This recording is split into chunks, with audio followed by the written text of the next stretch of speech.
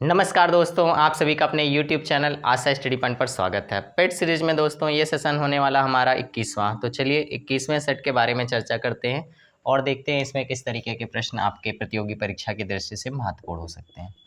पिछले सेशंस आपने नहीं देखे हैं तो सभी प्लेलिस्ट में मिल जाएंगे। आप सेशंस को देखते रहिए, कोई ज़रूरत नहीं है कि आप मतलब कंटिन्यूअस सभी देखें। जो भी आपको प्लेलिस्ट में मिल रहा आपने नहीं देखे हैं वो सारे के सारे देखिए और प्रयास करिए कि सारे सेशंस को देख लीजिए।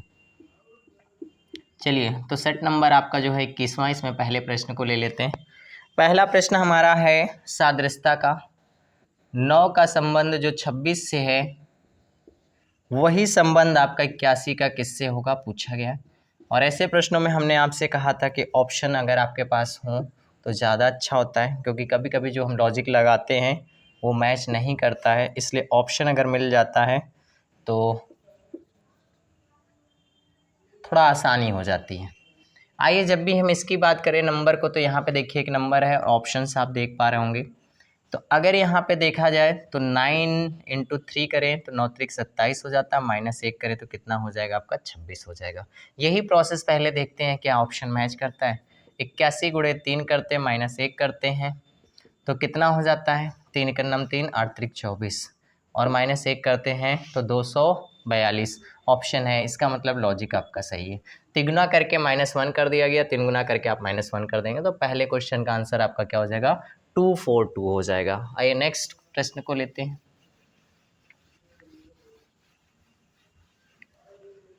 नेक्स्ट प्रश्न में आपका है कोडिंग डिकोडिंग। कहा गया किसी कोड भाषा में TAMILNADU तमिलनाडु को लिखा जाता है आपका 38724185 तो DALMIA डालमिया को क्या लिखा जाएगा।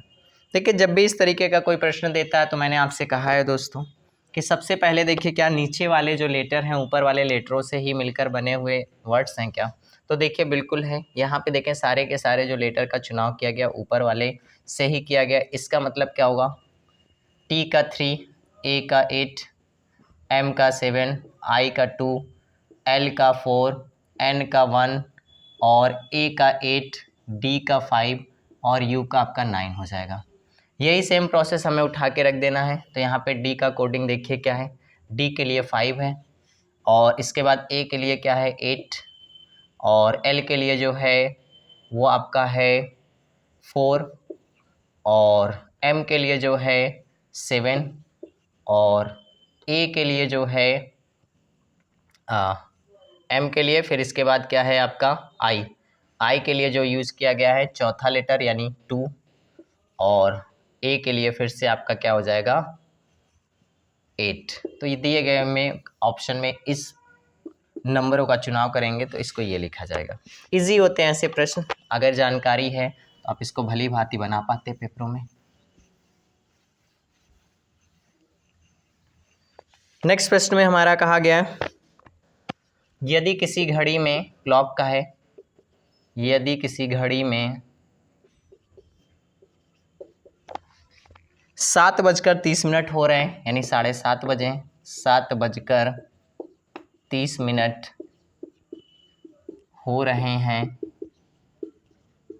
तो उस समय घंटे और मिनट की सुइयों के बीच कितने डिग्री का कोण बना होगा।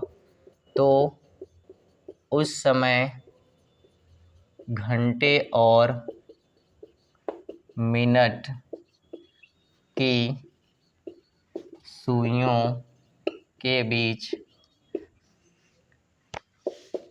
कितने डिग्री का कोण बना होगा। चलिए दोस्तों इसका कॉन्सेप्ट आप समझ लीजिए। शॉर्ट ट्रिक वाला मैं आपको बता देता हूँ। जब भी कोई भी क्वेश्चन आपका एंगल से पूछा गया, कोण से पूछा गया हो सुइयों के बीच में, तो आपको करना क्या है, शॉर्ट ट्रिक समझिएगा। जो भी आपके पास घंटा और मिनट दिया हो ऐसे नोट करेंगे। घंटे में आपको क्या करना है 5 का गुणा करना है, 7×5 = 35 हो जाएगा। और फिर इसके बाद क्या करना है, इधर मिनट की तरफ ले जाना और समानांतर करना है। यानी बड़ा हो चाहे छोटा, अंतर को रखना होगा। जब अंतर करेंगे तो आप बच जाएगा 5। 5 में आपको गुणा कर किसका करना होगा, 6 का, तो ये हो जाएगा आपका कितना, 5 छक 30। और प्लस आपको यहाँ पे ध्यान दीजिएगा मेरी बात को, मिनट का आधा करना होगा। और इस वाले मान को ध्यान दीजिएगा, अगर ये मान बड़ा है और ये छोटा है तो यहाँ पे वैल्यू प्लस की रखेंगे, और अगर ये उल्टा हो जाता है तो यहाँ माइनस का, तो बाई 2 करेंगे तो हो जाएगा कितना दोस्तों, 15। तो 30 इधर से 15 इधर से, तो यानी टोटल एंगल कितना हो जाएगा आपका, 45 अंश का। तो ऐसे प्रश्नों को इस तरीके से आप शॉर्ट ट्रिक से करेंगे। बाकी मैंने और भी कॉन्सेप्ट आपको बताए हैं, आप चैनल के प्लेलिस्ट में घड़ी चैप्टर को देखें कॉन्सेप्ट के साथ, तो कई तरीके से आपको बताया गया कि कैसे इन प्रश्नों को करते हैं। फिलहाल अभी आप पेपर की तैयारी कर रहे हैं तो हम आपको वो कॉन्सेप्ट देने वाले हैं जो आपके पेपर में बहुत कम समय में बन जाए। आइए नेक्स्ट प्रश्न में क्या कहा गया है। नेक्स्ट प्रश्न है रैंकिंग टेस्ट का। नितिन का स्थान कक्षा में 10वां ऊपर से, 10वां ऊपर से तथा 28वां नीचे से आया है, नीचे से आया है। प्रश्न में पूछा गया आपसे कक्षा में कितने छात्र हैं, कक्षा में कितने छात्र हैं।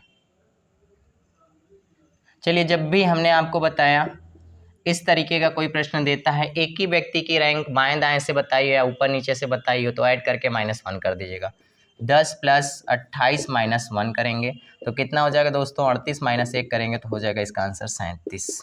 तो उम्मीद करता हूँ ऐसे प्रश्न को आप बना पाएंगे, क्योंकि बहुत सारे प्रश्न हमने आपको करा रखे हैं। जो चैप्टर्स पढ़ा दिया मैं फिर वही कहूँगा कि आप कॉन्सेप्ट और सारे लेक्चर्स को देखिएगा, आपको तरीके सब समझ में आएंगे। 2 से 3 तरीके चैनल पर बताए गए हैं। नेक्स्ट क्वेश्चन है दोस्तों कथन एवं निष्कर्ष का। कहा गया वक्तव्य जो है कुछ इस तरीके से कहा गया, जो सेशन का आखिरी प्रश्न होगा। सभी पानी जहाज हवाई जहाज हैं, सभी पानी जहाज हवाई जहाज हैं। दूसरे में कहा गया आपका सभी बसें पानी जहाज हैं, सभी बसें पानी जहाज हैं। निष्कर्ष देखिए कुछ इस तरीके से कहा गया आपसे, मैंने आपसे कहा था कि ऐसे प्रश्नों के लिए हमें डायग्राम बनाना होता है। निष्कर्ष 2 या 3 जैसे भी देंगे हमें आंसर को बनाना होगा। कहा गया सभी बस जो पानी जहाज हैं, पानी जहाज हैं, वे आवश्यक रूप से हवाई जहाज होंगे, हवाई जहाज होंगे। अच्छा प्रश्न है, ऐसे प्रश्नों के चांसेस बनते हैं पेपर में टकराने के। कहा गया फिर इसके बाद बहुत थोड़ी मोटर गाड़ियाँ पानी जहाज हैं, पानी जहाज हैं।